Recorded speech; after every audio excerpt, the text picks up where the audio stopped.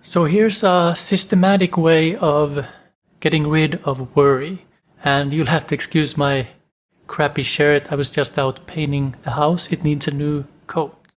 So get a journal or a notebook somewhere where you can write down things and you can go back to them after a certain amount of time. So for example, let's say I'm worried about what's going to happen. Let's take a very mundane example. For example, if I'm painting the house and I worry about what kind of paints my house needs and if I'll have the time this summer to paint, because the summers aren't very long here in Finland, so you have a lot of moisture, you have rain that you have to think about. So in that case, I would be writing down, okay, I'm worried about painting the house and the specifics of that. And then I'd write the date there, let's say July 10th or whatever have you. And then I go and figure out those problems. If I'm painting the house, maybe I go to someone who knows about painting. What do I need? When? How? What should I avoid? And when I do all that and I'm done painting, if it's or successful or not, then I go back to that initial worry and I look at if it was valid. So all that worrying, was it helping me or hindering me? Because systematically breaking down things means you take that initial worry, that initial train of thought, that initial story, and you challenge it with facts, with truth, with what actually happened. So an extreme example would be, I'm afraid of being homeless and not having money. Well, you write that down, and if you end up homeless, then you write down what actually happened and how you actually felt. Because chances are you won't end up homeless. You'll have many opportunities to do something along the way. And you can write that down you can write down what actually happened. Or another example is, let's say I'm writing a book, or writing, if you're starting a blog, a podcast, recording a video, very small things are useful because you get faster feedback. For example, a very small worry that may seem insignificant could be, well, today I'm worried about the dentist appointment. And you write down what exactly you're worried about. And once you're done, you've come back from the dentist, you can write down what actually happened, how you actually feel, and look at that worry, that thought, with a different perspective. And this is how you begin to challenge your mind and challenge your worrying, because all the worrying we do is not necessary, as you already know, but we can't stop it.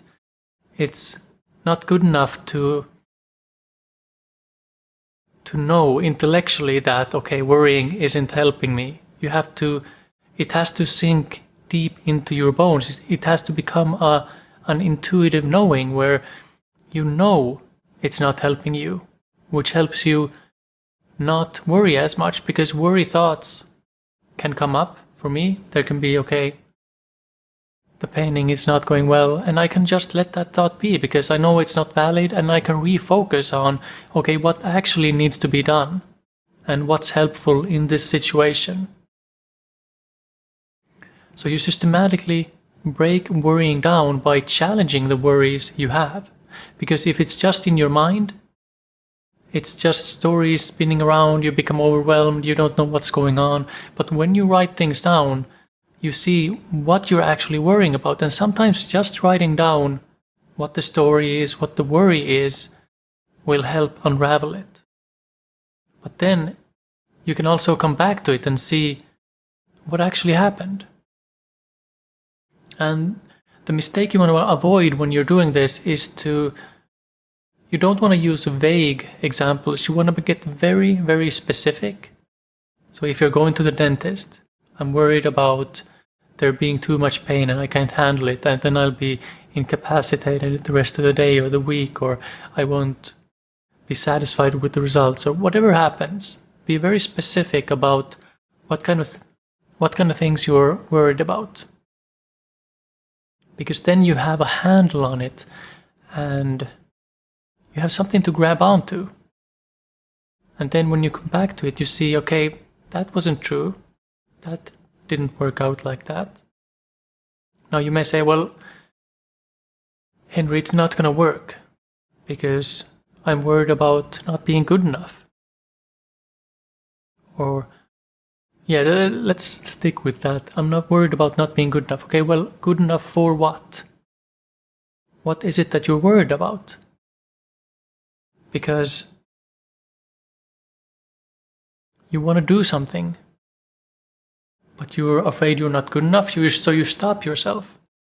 So let's say I don't feel like I'm good enough to write a book. Well, you write that down. You write down all the reasons why you think you aren't good enough. Then you take a tiny step forward and you begin writing your book. So you have to have the courage to actually take action, because that's when you begin to see if the worry is valid or not. You have to have something to challenge your mind with. It can't be an intellectual exercise, even though that can be helpful, that can get you going. But when you take action, you begin to see that your mind doesn't know what it's talking about, it can't predict the future, and what you think is very subjective, and it's not reality.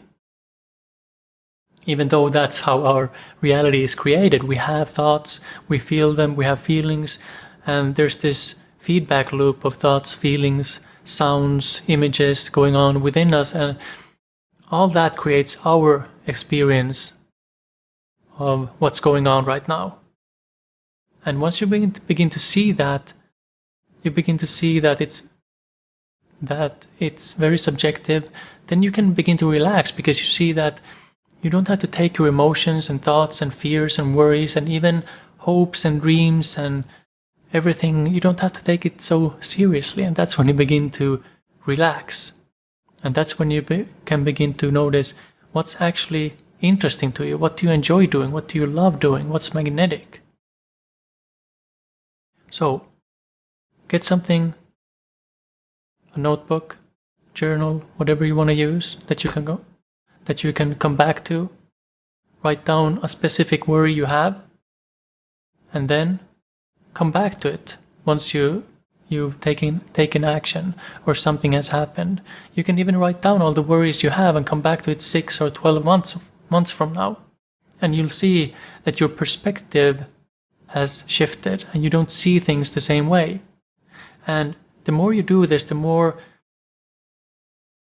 you begin to train yourself on an unconscious level. You could say that these thoughts in the moment seem important, but they aren't in the grand scheme of things.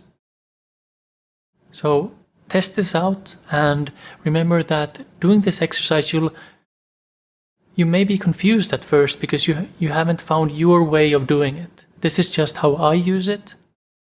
So you have to find your own way, and you do that by applying this and using this and seeing how it works. So instead of trying to get this perfect and do this exercise the right way in order to get rid of worry, just have fun with it and play with it and see if it's something that's useful for you.